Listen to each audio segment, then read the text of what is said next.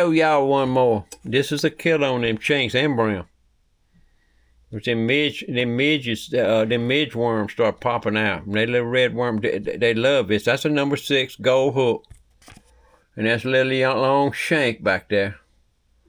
And we're going to get to that. Like I said later, I'll show you what that's for. But that'll catch them, baby. And that's easy to tie. Just need you some little wiggle worm rubber.